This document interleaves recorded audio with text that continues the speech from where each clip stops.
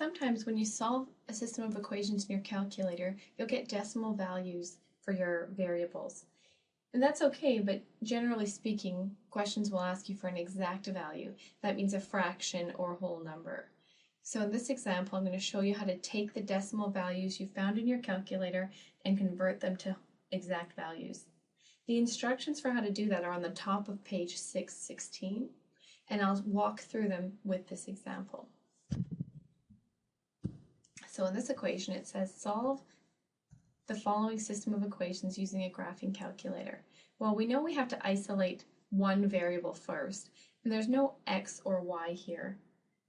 So for me, I isolated the a instead of the b. So I went 6a equals negative 7b plus 5, and then a equals negative 7/6b plus 5/6.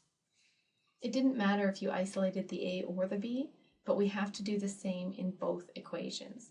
And in the second equation, it's easier to isolate the a, so that's what made me choose it in the first place. So when you grab your calculator, my first equation was, don't forget to use brackets, negative 7/6x. I don't have the choice to use the variable b, so I just use my variable button, x, t, theta, n. It doesn't matter what it is there. Plus 5/6, let's put that in brackets as well. And then my second equation, again, you can make that darker if you want. Move your cursor to the far left and press enter. So I know the second equation is the dark one. And 14/3 is in brackets with the variable following it.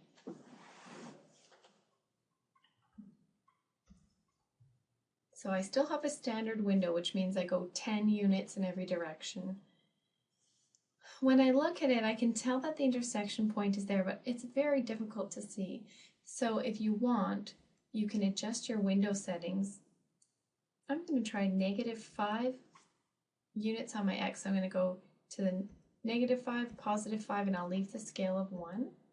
And with my y value, I'm going to try the same. Now, it's not necessary, and you might even change yours a little differently than mine and still be able to see this graph. I just want to zoom in on it a little bit so I can actually see where the intersection point is.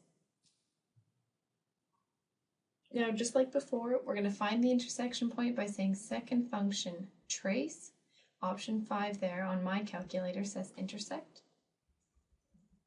Anywhere on the first graph, so you can move it or just leave it, press enter. Anywhere on the second graph, do you see it on the bottom here?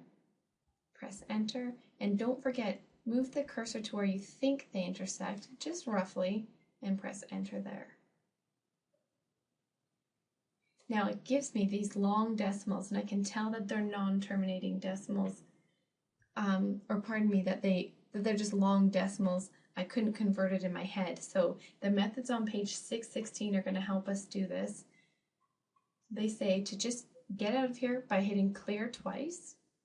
And first we'll solve for the x variable by pressing our variable button and then pressing enter. Now that pulled over the decimal that we solved for in our graph. And now we can use our fraction key, which is under the math option, enter, enter, to change it to a fraction. If it comes back with the decimal number again, it means it cannot be converted to a fraction. In this case, it could though. So it said x is equal to 1/7. The instructions to get your y over are a little bit different, and again, they're on page 616. You're going to hit your alpha key, and then number 1. So that's second function, or alpha number 1. Enter. That pulled over the decimal we saw, and then use your fraction key, math, enter, enter, to get 2/3. So y equals 2/3.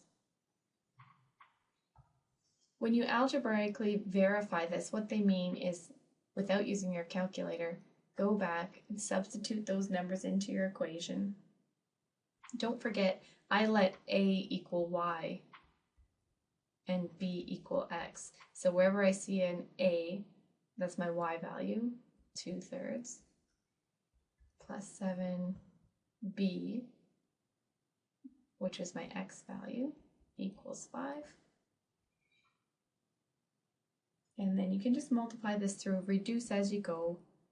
So this is going to be 4 plus 1 equals 5. Yep, 5 equals 5. That's verified.